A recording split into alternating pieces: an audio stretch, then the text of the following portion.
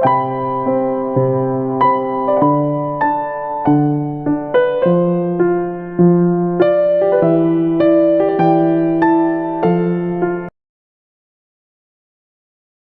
les années 1890, l'antisémitisme de la Russie tsariste était dénoncé.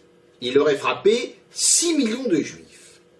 L'accusation ne cessa de courir puisque 20 ans plus tard, en 1911, cette même Russie tsariste fut accusée de mener une guerre impitoyable, toujours à 6 millions de juifs. Quelques semaines avant la Première Guerre mondiale, la presse parla du martyre non sanglant de 6 millions de juifs du fait des lois antisémites russes. En janvier 1916, un comité de secours juif appela le président américain à déclarer le 27 janvier jour de solidarité avec les 6 millions de juifs qui, dans la zone de guerre, étaient affamés et sans toit. À la fin de la guerre, des appels furent lancés pour sauver les 6 millions de juifs qui, dans l'est de l'Europe, mouraient de faim. Ce nombre de 6 millions n'était donc absolument pas nouveau. Il n'avait cessé d'être invoqué contre la Russie tsariste. Mais pourquoi d'année en année toujours 6 millions? Pourquoi toujours ce 6? La réponse se trouve dans la Bible, plus exactement dans le Lévitique, chapitre 25, verset 10. On lisait « Et vous sanctifierez la 5e année. Vous publierez la liberté dans le pays pour tous ses habitants. Ce sera pour vous le jubilé. Chacun de vous retournera dans sa propriété, et chacun de vous retournera dans sa famille. » Il était donc question de retour au pays.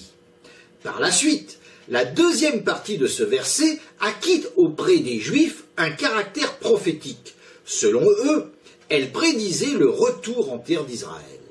Seulement voilà, dans ce passage, le mot « retour » est écrit ici. Or, habituellement, il ne s'écrit pas ainsi, mais avec une lettre supplémentaire, la lettre Vav, qui correspond au nombre 6. Certains commentateurs juifs en déduisaient que le retour au pays s'effectuerait sans ce 6, ce qui pouvait se traduire par 106 millions, c'est-à-dire après la mort de 6 millions d'entre eux. Voilà pourquoi, espérant en la réalisation prochaine de cette prophétie, les Juifs, à l'origine de ces informations, ne cessaient d'invoquer ce nombre de 6 millions. Les zéros ne comptaient pas, seul le 6 comptait. Certains m'accuseront de divaguer. Ils se trompent.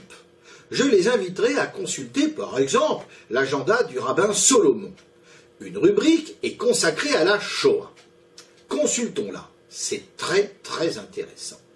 Le rabbin commence par expliquer qu'en effet, dans l'écriture, le mot « retour » est écrit sans la lettre Vav et que, pour certains juifs, cela signifiait « vous retournerez 106 millions ». Puis il explique « c'est à cause de cette prophétie que nous avons toujours prévu qu'au sein de notre peuple, 6 millions mourraient avant que nous soyons autorisés à retourner en Israël. » D'où les nombreuses références à ces 6 millions de juifs faites par beaucoup de nos rabbins et savants qui ont vu la Shoah venir des décennies avant l'accomplissement de la prophétie concernant notre retour en Israël. Dès le 11 juin 1900, s'adressant à un auditoire venu l'entendre parler, le principal chef de file du Congrès juif américain alors en cours de formation, le rabbin Stephen Wise, parla de 6 millions de vivants, saignants, souffrant, arguments en faveur du sionisme. Voir le New York Times. On ne saurait être plus clair. Les sionistes ne cessaient d'invoquer 6 millions de victimes afin d'adapter leur discours à la prophétie du Lévitique. Dès lors, cette estimation devait fatalement ressortir pendant la Seconde Guerre mondiale. Et c'est ce qui arriva. Le 27 novembre 1944, la presse alliée annonça que d'après le livre noir issu de l'Union soviétique, le nombre de juifs exterminés atteignait les 6 millions.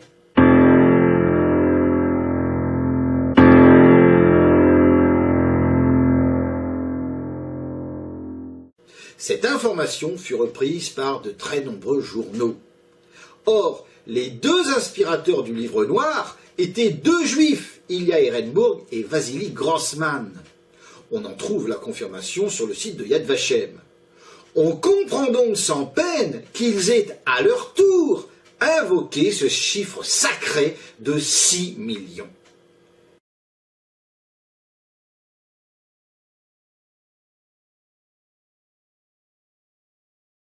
Suscríbete. Lectura en voz alta.